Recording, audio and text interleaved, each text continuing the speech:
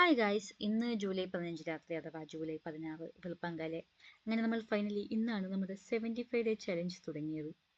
കുറച്ചധികം ലേറ്റ് ആയിപ്പോയി. ഒന്നാമത് തുടങ്ങണമെന്നായിരുന്നു പ്ലാനെങ്കിലും ചില സാഹചര്യങ്ങളുടെ സമ്മർദ്ദം മൂലം കുറച്ചധികം ലേറ്റ് ആയിപ്പോയി. പക്ഷേ ബെറ്റർ ലേറ്റ് ദാൻ നെവർ എന്നാണല്ലോ. അങ്ങനെ നമ്മൾ എത്തിയിരിക്കുകയാണ് സുഹൃത്തുക്കളെ. സോ ഈ പർട്ടിക്കുലർ സാധനം ഉണ്ടാക്കാൻ വേണ്ടിയിട്ടാണ് ഞാൻ നോഷനിലേക്ക് കറങ്ങി തിരിഞ്ഞെത്തിയത്. കാരണം അല്ലെങ്കിൽ ഞാൻ എല്ലാ വട്ടവും എൻ്റെ ഹാബിറ്റ് ട്രാക്കറും കാര്യങ്ങളും ഒക്കെ ഗൂഗിൾ ഷീറ്റ്സിലാണ് ചെയ്യാറ്. സോ ഇത്തവണയും ഗൂഗിൾ ഷീറ്റ്സിൽ ഞാൻ ട്രാക്കറൊക്കെ സെറ്റാക്കിയതായിരുന്നു.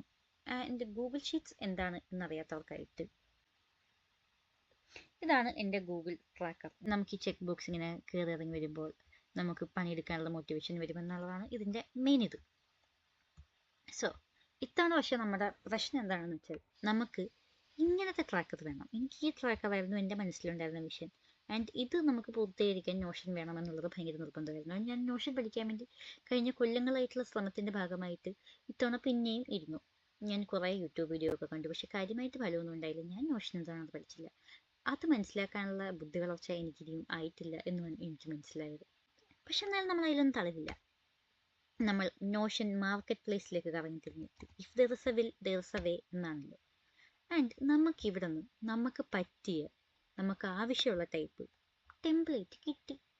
നോർമലി എനിക്ക് ടെംപ്ലേറ്റ് ഒന്നും ഉപയോഗിക്കാൻ ഇഷ്ടമല്ല. പക്ഷെ ഈ ടെംപ്ലേറ്റ് എനിക്ക് വേണ്ട പോലെ തന്നെ അലൈൻ ആയതുകൊണ്ട് ഞാൻ അത്യാവശ്യം നല്ല രീതിയിൽ ഹാപ്പി ആയിരുന്നു.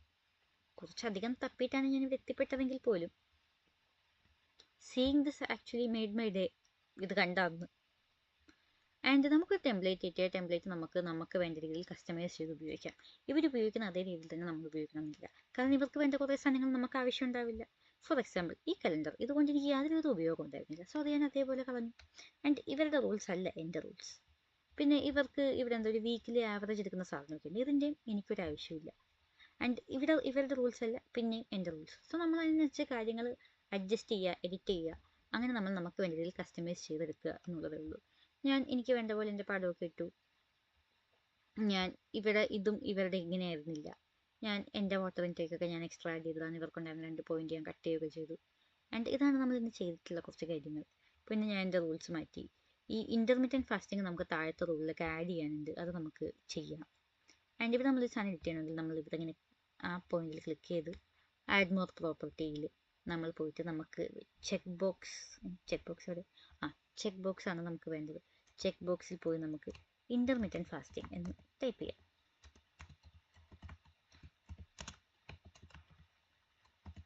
പക്ഷെ നമ്മളിങ്ങനെ ആഡ് ചെയ്താൽ അത് അവിടെ വരില്ല എന്നുള്ളതാണ് സത്യം.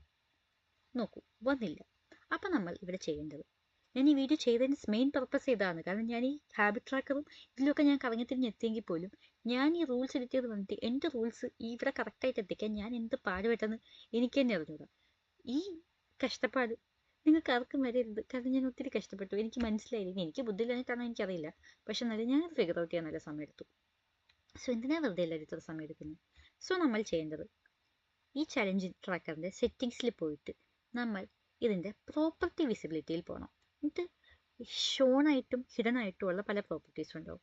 ഈ ഹിഡൻ ആയിട്ടുള്ള ഏറ്റവും താഴെയാണ് നമ്മൾ പുതിയതായിട്ട് എഡിറ്റ് ചെയ്ത് കയറ്റിയിട്ടുള്ള പ്രോപ്പർട്ടി വരിക. അത് നമ്മൾ എഡിറ്റ് ചെയ്തുകൊണ്ട് മുകളിലിടണം. അപ്പോൾ വരും. പക്ഷെ അപ്പോഴും ഇവിടെ ഒരു പ്രശ്നമുണ്ട്. ഇപ്പോൾ നമ്മൾ നമ്മുടെ ഫോർമുല തെറ്റിച്ചു. ഇപ്പോൾ ഇവിടെ ഓൾറെഡി ഉണ്ടായിരുന്ന ഫോർമുലയല്ല നമ്മുടെ ഫോർമുല. കാരണം ഞാൻ ഇൻ്റർമീഡിയറ്റ് ഫാസ്റ്റിംഗ് കൊടുക്കുന്നതിന് മുന്നേ ഇവർക്ക് സാധനം പ്രോഗ്രസ് 100 ആയി. കാരണം ഇവിടെ നേരത്തെ ഉണ്ടായിരുന്ന റൂൾസിൽ ഇൻ്റർമീഡിയറ്റ് ഫാസ്റ്റിംഗ് ഉണ്ടായിരുന്നില്ലല്ലോ. സോ നമ്മൾ ഈ പ്രോഗ്രസ് ബാറിൽ ക്ലിക്ക് ചെയ്ത് നമ്മൾ പോയി ഫോർമുല എഡിറ്റ് ചെയ്യണം.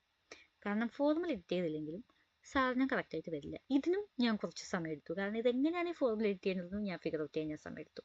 ഇവിടെ നമുക്ക് എന്താ പ്രശ്നം വന്നിരിക്കുന്നത്? എക്സസൈസ് കൂട്ടിയിട്ടുണ്ട്, വെള്ളം കൂട്ടിയിട്ടുണ്ട്, ബുക്ക് വായിക്കുന്നത് കൂട്ടിയിട്ടുണ്ട്, ജേർണലിംഗ് കൂട്ടിയിട്ടുണ്ട്, കഴിക്കുന്നത് കൂട്ടിയിട്ടുണ്ട്. ഇവിടെ നമ്മുടെ ഇൻ്റർമീഡിയറ്റ് ഫാസ്റ്റിംഗ് ഇൻക്ലൂഡ് ചെയ്തിട്ടില്ല. അപ്പോൾ നമ്മൾ ആദ്യം ഇവിടെ ചെയ്യേണ്ടത് ഫംഗ്ഷൻ സെലക്ട് ചെയ്യുക എന്നുള്ളതാണ്.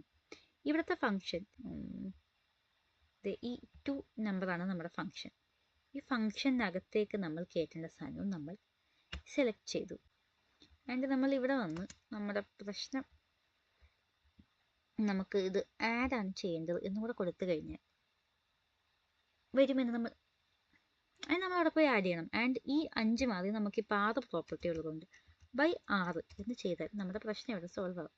ഇത്രേ ഉള്ളൂ നമ്മുടെ സിൻടാക്സ്. ഇപ്പോൾ നോക്ക്, ഇവിടെ നമ്മളിപ്പോൾ ഇതുകൂടെ കൊടുക്കുമ്പോൾ സർക്കിൾ കംപ്ലീറ്റ് ആയി. ഇത്രയേ ഉള്ളൂ ഇവിടുത്തെ കാര്യം. പക്ഷേ ഈ ഒരു സിമ്പിൾ കാര്യം ചിലപ്പോൾ നമുക്ക് അത്ര എളുപ്പത്തിൽ ഫിഗർ ഔട്ട് ചെയ്യാൻ പറ്റിയെന്നിരിക്കാം, പറ്റിയില്ലെന്നിരിക്കാം. എനിക്ക് പറ്റിയില്ല. അതുകൊണ്ട് മാത്രമാണ് ഈ വീഡിയോ ചെയ്തത്. കാരണം ഞാൻ എത്ര നേരം ഇരുന്നറിയോ? ഞാൻ സത്യം പറഞ്ഞാൽ 2 ദിവസം എടുത്തത് ഫിഗർ ഔട്ട് ചെയ്യാൻ. അതായത് ഒരു രാത്രി മൊത്തം ഇരുന്ന് ആലോചിച്ച് പിറ്റേ ദിവസം പകൽ വന്നിരുന്ന് ഞാൻ പിന്നെയും ചെയ്തപ്പോഴാണ് എനിക്കിതിൻ്റെ ഒരു ഇല്ലാത്ത മനസ്സിലായത്. പിന്നെ അടുത്ത കാര്യം ഒരു സ്ഥലത്ത് ചെയ്താൽ ആ പ്രോപ്പർട്ടി എല്ലായിടത്തും മാറിയിട്ടുണ്ടാവും.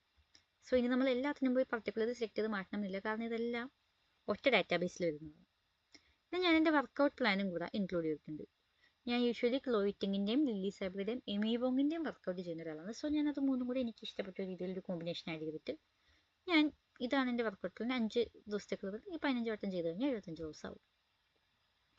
സോ ഇതാണ് നമ്മുടെ ഒരു 75 ഡേ സോഫ്റ്റ് ചലഞ്ച്.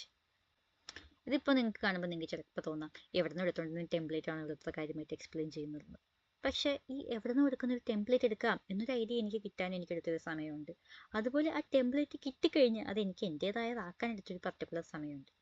ആ സമയം, അത്രയും സമയം ഒരാൾ ഇത് ചെയ്യാൻ വേണ്ടി വേസ്റ്റ് ആക്കണം എന്നെനിക്ക് തോന്നുന്നില്ല.